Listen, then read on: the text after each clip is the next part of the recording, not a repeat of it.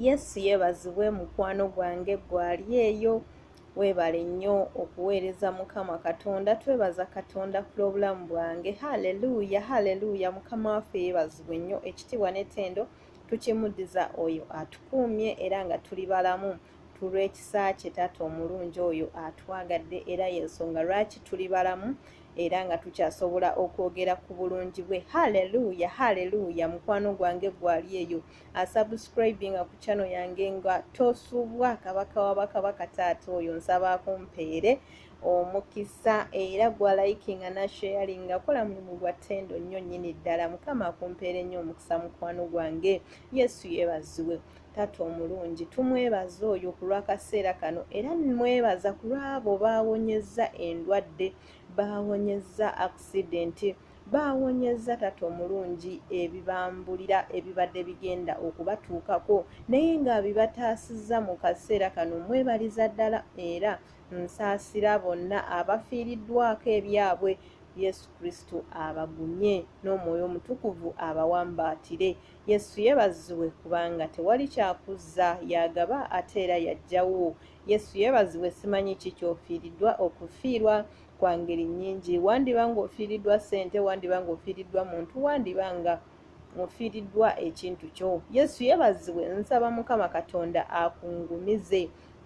Mukwano gwange olunaku olwaleero nziza okwogerako naawe mukwano gwange ku nsonga egamba nti nno tugule amazima. Ebiro bye tulimu nga bingi bijja, obulimba bujja ne amazima gajja. Mukwano gwange mbadde nkusaba n'obuwombeefu ogule amazima, ogakwate, oganyweze era oleme kugatunda. Yesu yeebazibwe. Oyinza okuŋŋamba naye kaakati ono kiki kyayogerako, ate nkwate ssente ngule amazima? Nedda mukwano gwange. Ekigambo kya Katonda kitugamba mu ngero 23:23 nti mugule amazima so temugatundanga. Yesu yeebazibwe. Okuyigiriza n'okutegeera. Yesu yeebazibwe. Mucyo nga ntegeeza ki mukwano gwange, obanga mucyo Katonda ategeeza ki? Haleluya. Ekigambo kya Katonda kitugamba tugule amazima so tetukola ki? Tetugatunda. Mukama waffe yeebazibwe. Abamu tuguze bulimba. Mukama waffe yeebazibwe. Abamu tuguze bulimba. Kyova olaba nti nno tulina okukema abantu era tulina okukema emyoyo. Yesu yeebazibwe. Ne tumanya mwoyo ki guno ogukugamba gwa bulimba oba gwa mazima. Yesu yeebazibwe kubanga atugamba tugule amazima so tetugatundanga. So mukwano gwange bw'ogula amazima n'otegeera amazima n'oyonoona, obeera omaze okutunda amazima go. N'otegeera nti nno okubba kibi, nobba, oba omaze okutunda amazima go mukwano gwange. N'otegeera nti nno masturbation mubi, n'osigala ng'okyamukola, amazima omaze okugatunda mukwano gwange. Yesu yeebazibwe. N'okuyigiriza kwe bakuyigiriza mu butuufu kuba kufudde bwereere kubanga byonna obiyiye. Yesu yeebazibwe. N'ogula amazima ag'obutalimba n'osigala ng'olimba, mukwano gwange oba omaze okutunda amazima go. Mukwano gwange n'ogula amazima ne osoma ekyawandiikibwa ekikugamba nti vaccine mbi, n'ogifuna oba omaze okutunda amazima go. So mukwano gwange nkusaba nga nkwegayirira mu maanyi ag'omwoyo omutukuvu nga nkugamba nti nyweza amazima ago g'otegedde so togakola ki? Togatundanga, kubanga ebiro bye tulimu bya luvannyuma bya kunoonya mazima agatutwala mu bwakabaka obw'omu ggulu, wabula si kunoonya bulimba obututwala mu kuzikirira, wabula tunoonya ago amazima agagenda otutwala mu bwakabaka bwe. Yesu yeebazibwe. Mukwano gwange nyweza ky'olina, nyweza ky'okutte, tota, nywereza ddala. Kabaka w'abakabaka oyo ali awo atutunuulidde. Biki bye tukola? Atunudde bulimba bwe tutambuza, atutunuulidde n'agamba kaakati nnoono simanyi gye mutwala kubanga obulimba bumususseeko. Naye mukwano gwange nsaba otambulire mu butuukirivu n'obutukuvu, kubanga wonooba otambulidde mu butuukirivu n'obutukuvu mukwano gwange, sisuubira nti ogenda kutunda amazima go. Tosobola kutunda amazima go kubanga obeera oli mu bulamu obw'obutuukirivu, obulamu obwa holiness. Yesu yeebazibwe. Obulamu obwa perfecting holiness. Yesu yeebazibwe. Mukama waffe yeebazibwe baganda bange. era nsaba mukwano gwange ogule amazima oleme kukakola ki oleme kugatunda. Tulina okutambulira mu butuukirivu n'obutukuvu mukwano gwange tusobole okutuuka awo awawakanirwa, kubanga munnange akakubo kafunda ddala era abalikalaba balibeera batono ddala. So mukwano gwange mbadde nkusaba perfecting holiness nga 2 Corinthians 7 wetugamba tu perfecting holiness. Yesu yebaziwe. So mukwano gwange bw'onoobanga otambulidde mu butuukirivu n'obutukuvu n'osuula byonna eby'omuzizo kasasiro yenna obutali butuukirivu bwonna n'obwejjako, nkukakasa nti nno amazima oba omaze okuganyweza kasita obanga ekibi okiggyeko n'ekibi n'okiyita kibi ekirungi ne kibeera kirungi, n'okkiriza okutambulira mu butuukirivu n'obutukuvu n'ogamba nti nze obwenzi kibi era sigenda kwonoona mu maaso ga Mukama kwenda kwona omusajja, sigenda kwenda kwona omukazi, kimanyi bulungi nnyo nti ekyokwenda kintwala mu kuzikirira, kubanga yagamba nti abakaba n'abenzi alibazikiriza. Yesu yebaziwe. So mukwano gwange tutambulire mu bulamu obw'obutuukirivu kubanga ebiro bye tulimu bya luvannyuma. Yesu yebaziwe. Mukama waffe alidde okunona ekkanisa etaliiko bbala yadde olufunyiro, naye kinaaba kya buswavu nnyo ng'akomyewo ng'amazima talina kkanisa gy'agenda kutwala, kubanga tulabyeddeko ddala nga baganda baffe ife abaalokoka abagamba nti no twakkiriza Kristo okubeera omulokozi we, ekyamazima tetulina njawulo na muntu wansi. Engoye z'oyambala mulokole gwegamba nti nze nakkiriza Kristo okubeera omulokozi wange, engoye z'oyambala mukwano gwange tezaawukana na mwana wansi. Yesu yebaziwe. Enjogera gy'oyogera teyawukanamu na mwana wansi oli. Yesu yebaziwe. Mbadde nkusaba mukwano gwange ogule amazima oleme kugatunda. Okitegedde nti nno bwe walokoka n'ova mu kibi olina okutambulira mu butuukirivu n'obutukuvu, kyokka mukwano gwange n'osigala ng'oyonoona, n'osigala ng'okola ekibi, n'osigala ng'oyomba. Mulokole oyomba, toyombye ne bayomba. Era bakuwa n'erinnya bannange oyo mulokole ye akola ki? Ayomba. Nga gwe mu kwogera wano bannange ng'olimo. Yesu yebaziwe. Mulokole talina njogera, mulokole talina mpisa, mulokole yayanukulanga bwasanze. Bannange Mukama atusaasire nnyo era atusonyiire ddala, kubanga abalokole tutyobodde ekigambo bulokole. Abantu kati kyova olaba tebakyakitegeera. Omuntu omugamba nti munnange Yesu akwagala, lokoka munnange ekkubo lye yekkubo n'amazima, agenda kugamba atya yekkubo n'amazima atya, nga gwamubuulira enjiri oli mu bumini. Nkugambye mukwano gwange nti gula amazima so togatunda. Bw'onootegeera nti mini mu bulokole tekolayo, n'osigala ng'okozesa mini mukwano gwange, n'osigala ng'oyambala mpale n'obuulira enjiri, nga osomye ekyawandiikibwa nga kikugamba nti omukazi tayambalenga kya musajja n'omusajja tayambalenga kya mukazi, Deuteronomy 22, neekunnyonnyola bulungi nnyo mukwano gwange, n'osigala ng'okola ekintu ekyo kitegeeza amazima ogatunze. Ate nga Bayibuli etugambye tuleme kutunda mazima. Tetutunda mazima gaffe ge tutegedde. Mukwano gwange otegedde amazima nti okuyomba kibi naye gw'oyomba. Otegedde amazima nti okulimba kibi naye mulokole olimba. Mulokole gwawa banna amagezi n'obagamba. N'ogamba omwana gwe wakeera enkya n'ozaala, n'omugamba alimbe ku mulimu nti eka afiiriddwa, nga gw'olaba lyekkuba erimuyisaawo okutuuka ewaka. Mulokole weetereeze, gula amazima so togatunda. Okimanyi bulungi nnyo nti Bayibuli etugamba tetulimbanga. Yesu yebaziwe nti tetulimbanga, naye mulokole oli kugamba mwana nga oli mu kumutendeka nga bw'abalimba bakama be, bagambe munnange eka tufiiriddwa. Omwoyo Omutukuvu naye awo asobola okuyitirawo. Ewuwa Omwoyo Omutukuvu ayitira mu kibi.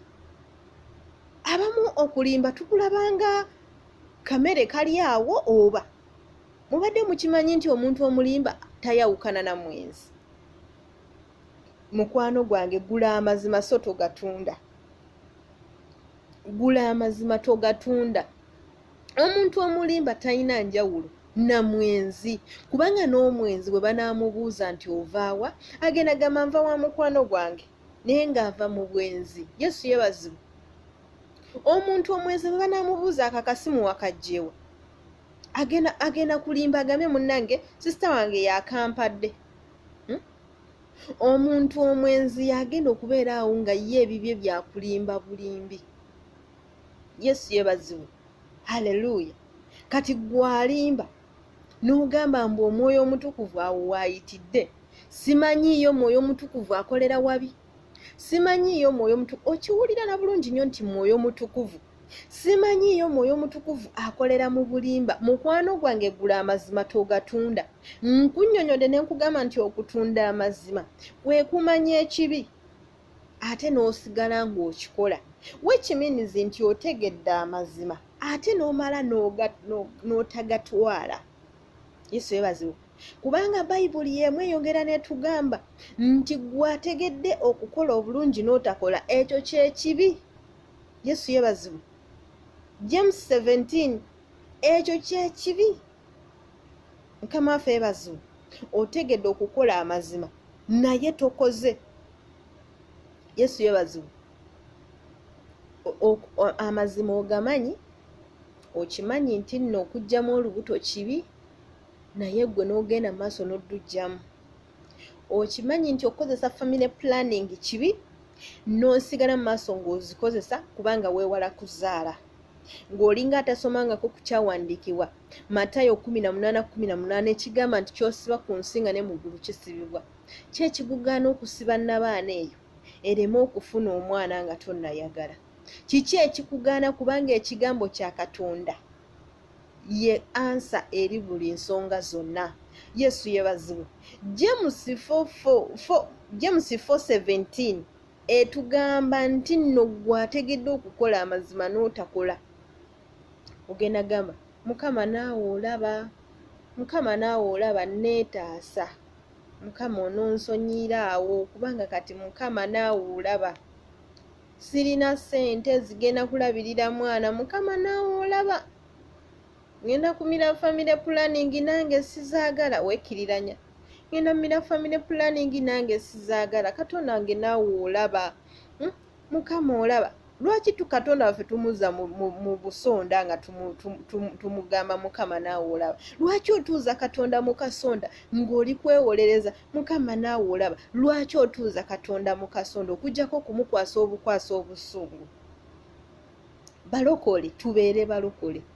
Owensi akozesa family planning, nawe mulokole okozesa family planning, ate nga tulina ekigambo kya Katonda. Kati kiba kitugasa ki? Ye tuba twala okukera ki? Njawulo ki eriwo eri gwe omulokole n'atali mulokole? Owensi yeewummudde amatu ataddeko bino ebireebeeta, naawe omulokole otaddeko. Owensi asiize emimwa, naawe mulokole ogisiize. Mukama waffe yeebazibwe. Owensi yeetaddeko bikala, naawe mulokole otaddeko bikala. Bayibuli egambye gula amazima so togatunda. Otegedde nti nno okwepaintinga Katonda takyagala era takyagalirako ddala. N'osigala nga mulokole weepaintinga, weteekako bikalakala ebitategeerekeka ebigenda okuleeta embalabe, ebigenda okuleeta olususu okubanga nga lufaanana kweganga terutegeerekeka. Gundi gwe bamalayika bagenda leeta ebirabu basange nga nno weebuliikinze n'ezo zikalakala ezo. Bagende baddeyo bagambe Katonda nti nno munnange omuntu gwe watutumyeko tetumulaba. Yesu yeebazibwe. Obadde okimanyi ekyo? Obadde okimanyi?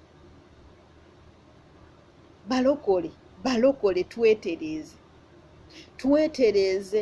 Twetereereze ddala. Kubanga Katonda waffe tumunyiiza. Bannange omusajja akomawo okunona ekkanisa etaliko bbala yadde olufunyiro. Naye gwogamba Katonda akebera mitima, ate omutima gwange mutukuvu, sirinaako bukyayi, sirina nze gwe saagaliza, buli omu mwagaliza, nze siyenda, nze sirimba. Fayini byonna obikoze mukwano, tolimba, toyenda, weebale nnyo, weebalire ddala, naye oyambala bubi. Gwe tomanyi nti omubiri gwo yeekaalu y'Omwoyo Omutukuvu mwatuula, mwasinzirira okukola emirimu gye? Gwe tokimanyi? gwe tokimanyi mukwano gwange 1 Corinthians 6:19 omubiri gwo yeekaalu y'omwoyo omutukuvu. Mukwano gwange weetereeze, Katonda akebera mitima gyokka, kiri luddawo. Kubanga ekyawandiikibwa kigamba ye Katonda akebera emitima, naye tekigambako mbuno ye Katonda akebera emitima gyokka. Tekiri nti no only heart, no, ye Katonda akebera emitima, yawula akebera emitima n'akebera emitima gyokka. Era oli n'omubuulira enjiri n'omugamba munnange nno ng'oyambadde bubi, eyo ennyambala si mbi, bwe tosomangako munnange Matayo iziti Matayo 23:24 nti oyo yenna atunuulira omukazi n'amwegomba aba amaze okwenda naye. Mukwano gwange ekyo ekyawandiikibwa tokimanyi, tokisomangako, kale oba tokisomangako, naye gwe tomanyi nti n'okwambala obubi kibi, n'oyambala engoye ezikumiimye ezikulaga n'omubiri gwo. Mukwano gwange mulokole n'oyambala empale. Mukama waffe bazibu. Naye nga mulokole okimanyi nti nalokoka. Bwe nalokoka nagulwa mu byensi, nengulwa mu byensi, nengulwa mu byekika byonna, twala tugende. Nenfuuka kitonde kijja. Bw'oba wafuuka kitonde kijja mukwano gwange, lwaki teweeyisa ng'ekitonde ekijja bwe kibeera? Lwaki teweeyisa nga kitonde kijja bwe kibeera? Ensangi zino abalokole ffe tusinze n'okubba babba b'abandi kubanga twambala bubi. Nojja ku kituuti ng'oyambadde bubi. Mwana mulenzi agenda kujja ng'ali mu banoonya. Oli ku kituuti, oli kunyeenya kabina. Wazze kulaga figa, kulaga simanyi wato. Oyambadde bubi mulokole. Oyambadde simanyi ka legging, ozze kuyimba. Anti munnange bwe tuyimba tulina okwawuza. Kati nina okuteekamu kano ka legging. Yesu yebazibu. Mwana mulenzi agenda kukwakirako. Yajjidde mu banoonya, musajja wattu anoonya nnamba ntuufu, agudde ku longo nnamba olw'okuba alabe ng'onyeenya akabina. Yesu yebazibu. Ebbeera olireese lyonna oliwanise liri wano. Ebbeera oliwanise lyonna olipise. Mukwano gwange gula amazima so togatunda. My dear, gula amazima so togatunda. Yesu yebazibu. Nsaba ogula amazima oleme kugatunda. Otambulire mu butuukirivu n'obutukuvu mukwano gwange. Ojja kuwangula byonna. Weeyise ng'omulokole bw'alina okweyisa. Simanyi nti no bw'obeera munnakyo ofuumuukako evvu. Ndowooza nze eryange lifuumuuka. Myaka 2 ndi bwe nti. Yesu yebazibu. Si n'ebiri gyokka. Weewaawo nali ngezezzaako okubyeteekako era ekyavaamu nakimanya. Ennaku ze nabyeteekako byannyambaza mwoyo gwa kwaka. Mpulira njagala nfuneyo awampaana. Mpulira njagala nfuneyo aŋŋamba omumwa gunyumye. Mpulira njagala nfuneyo aŋŋamba munnaye kasikiini. Mpulira njagala nfuneyo aŋŋamba nti kasikati k'otaddeko leero banaye nga kalungi. Okwo kwonna kw'ogenda mu kwonoona mulokole. Oli kweteekako obugoye obugenda okumimu naawe kennyini otandika okwewaana, ye bannange nga ndika akabina, ye bannange nga ndika figa, bulijjo bannange ndi bulungi bw'oti. Katonda yakutonda mu kifaananyi kye, ayinza okuba nga yatonda ekintu ekitali kirungi. Lwaki tewekkiririzamu nti oli mulungi mukwano gwange? Lwaki okkiriza endabirwamu okudda mu ndabirwamu okukkiririza mu ndabirwamu byekugamba? Nova mu ndabirwamu n'okwata akasimu. Teeba nno, teeba nyambadde engoye ki? Gundi gwe gula amazima naye togatunda. Gula amazima so togatunda. Mukwano gwange amazima togatunda. Bw'ategedde okukola obulungi n'otakola, ekyo kyekibi era omusango guli kusalirwa kubanga otegedde okukola obulungi n'otakola. Ate era teweerabira nti obutamanya tebutugibwako musango. Oyinza oganze kasita simanyi. waliwo gwe nagamba ku vaccine nangamba nze Mukama ajja kunsaasira kubanga nagifuna simanyi bino byonna mbitegedde luvannyuma Mukama ajja kunsaasira era ye akusaasire munnange akusaasirire ddala mukwano gwange akusaasire bw'aba wakusaasira akusaasire naye okusaasira kwe tekugenda kuva buvi mu bbanga bw'obanga togudde ku maviivi ng'okyali mu malala ogamba Mukama anansonyiira eyo Mukama anansonyiwa kubanga nange saamanya nange saayagala nakakibwa bukakibwa Yesu yeebazibwa bankaka Mukama waffe yeebazibwa kiringa n'omuntu ayenze nange byampitiriddeko ate oba yankwatiridde nange nawulidde nga sisobola kukyebeera munnange byakususseeko naye ng'amazima ogamanyi nti oli mukwenda era okimanyi nti obwenzi kibi Yesu yeebazibwa okimanyi munnange byakususseeko naye okimanyi nti oyenda munnange nkimanyi Mukama waffe yeebazibwa okimanyi nti nooyenda era nga naawe ogamba nkimanyi nti kibi kyenkola nkimanyi nti kibi Mukama ononsonyiira eyo banaye Katonda waffe tumuuza mu bintu ebitategeerekeka Mukama nsonyiwa naawe olaba ekyamazima Mukama nsonyiira ddala maze omwaka mulamba nga sirina muntu yenna mbadde neekuumye Katonda nga omulungi mazima ddala tunula naawe mbadde neekuumye amazima ddala mwaka mulamba nga sirina muntu naye ku luno lwokka Taata omulungi nsaba onsaasire onsonyiwe kino kyenkoze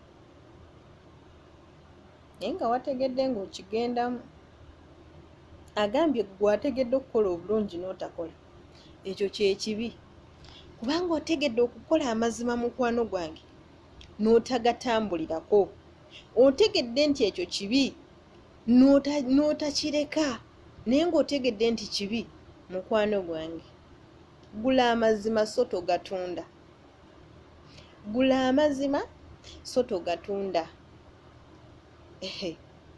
gwategedde nti okweraguza kibi n'ogamba njagala byamangu n'ogenda naye ng'okimanyi nti oli mu kwonoona ekyo kyekibi eri ggwe era omusango guli kusalirwa si nze ndi gusala gy'ali ali gusala Yesu yeebazibwa era bw'aba tannagukusalira weenenye nga bukyali tomanya yandikusaasira kubanga Katonda waffe ajjudde ekisa kubanga agamba nti ye akusonyiwa ne yeerabira n'okwerabira nti ekyo wali okikoze Yesu yeebazibwa naye munnange kitwala ddaala ddene tomala gayogera bwo Mukama naawe ononsonyiwa Mukama ononsonyiwa nange leero byakoze ekibyansusseeko my dear Katonda waffe si wakuzannyirako Katonda waffe si wakwe oba ngambe kulogootanirako n'ova mu byambyone by'ova okukola mu bwenzi bwo n'ova mu bulimba bwo mu kibi ky'ova okukola n'ojja eri Mukama n'otandika okumweyogerezaako obuboozibozi obutategeerekeka bw'oba weenenye ng'ateenenyangako kubanga osobezza Katonda tosobezza muntu munno wabula osobezza Katonda olaba osobya muntu munno n'akunyiigira nga tayagala omusalena mu maaso naye kati ate Katonda gw'oba osobezza olowooza awulira atya mukwano gwange olowooza awulira atya Katonda waffe oyo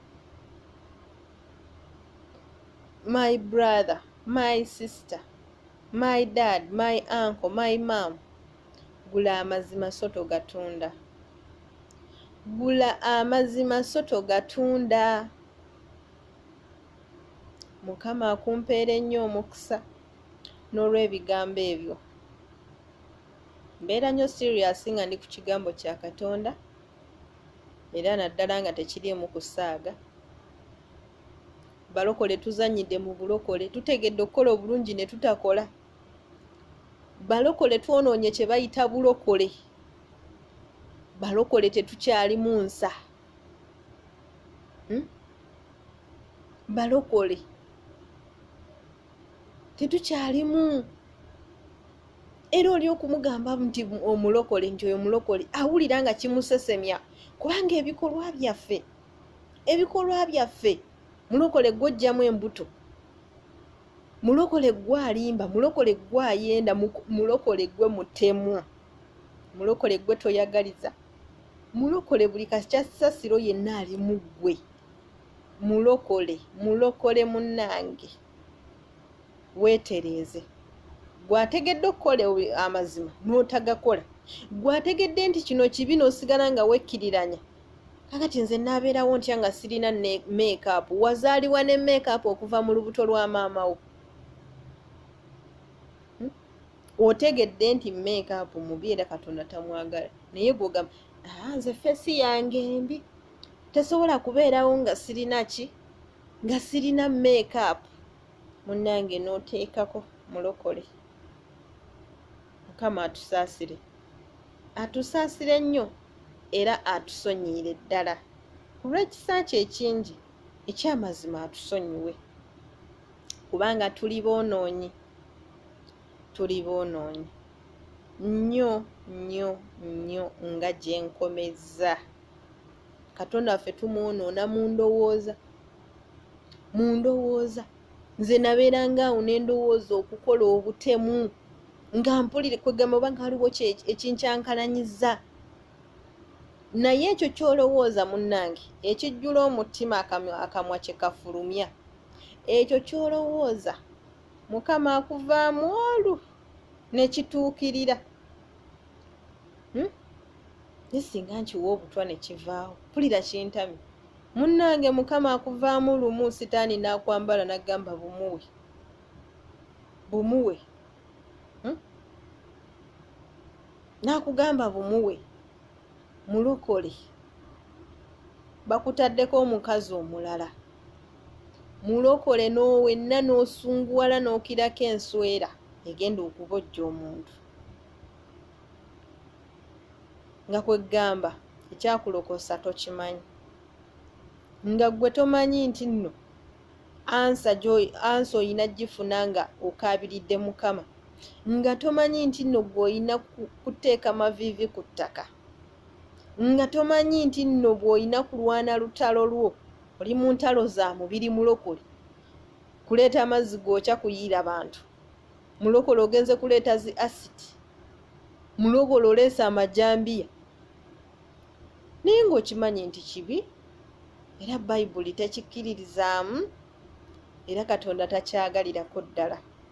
Mulokole n'okikola n'odda mu maaso ga Mukama, anti twayiga okukaaba. Mukama ansaasira. Ate okaaba weewolereza, Mukama nsonyiwa. Kubanga Mukama naawe olaba. Nange kyansusseeko nga sisobola kukyebeera. Gw'omanyi kye kitegeeza Mukama. Oli mu kwenenya naawo. Omanyi kye kitegeeza Mukama. Okusanga omukazi mu makaago ng'ali n'omusajja wo. Katonda omanyi kye kitegeeza. Mukama nsonyiwa. Mukama nsaasira. Munnange weenenya, weebale kwenenya. Naye yenneenenyaayo teyina gyekutwala okuggyako okwongera okusunguwaza Katonda. Eyo enneenenya gye weenenyezaamu teyina yegenda kukutula okuggyako okubuubuusa obusungu bwa Mukama. Mukama agenda kujja obusungu ku bali abenzi abuteeke ku ggwe. Igwe akutte amazzi n'ogayiira omusajja oba omukazi, igwe akutte ekiso. Yesu yeebazibwe. Mukama atusaasire. Bannange tuleme kulwana ntalo za mubiri. Kubanga mu mubiri muno twonooneramu nnyo. Omubiri gututuma kwonoona ebiseera ebisinga. Ebiseera ebisinga byonna omubiri guba gukutuma kola ki? Kwonoona. Naye bamikwano, tutambulire mu butuukirivu n'obutukuvu bwe tujja okuwangula ekibi. Gula amazima so togatunda. Gula amazima so togakola ki? Togatunda. nkiddamu, gula amazima so togatunda. Buy the truth but not sell it. Yesu yeebazibwe. Mukama akumpeera omukisa. Nandiyogedde ebisingako awo. Naye kankwerekereze n'essimu eneetera okunsiibula. Essimu yange baganda bange nabagamba tesobola kukwata vidiyo mpanvu. Naye nga mba nkyayagala okubatuusaako ebigambo ebisumulula, ebirabula. Ayina amatu awulire omwoyo kyagamba ekkanisa. Oyinza okumpulira nga nneerogoza wano, naye ebigambo byo byenkugambye njagala otuule obifumintirizeeko, owulirize bulungi, oddeyo mu byawandiikibwa, weekenneenye. Yesu yeebazibwe. Naawe weekube mu ttooki n'ebyo by'okola, weekube mu ttooki n'ebyo by'oli mu bulokole. Yesu yeebazibwe. Ekigambo kya Katonda tokiwuliriza n'oleka abuulidde bulungi, kutwaliza awamu abuuliridde bulungi.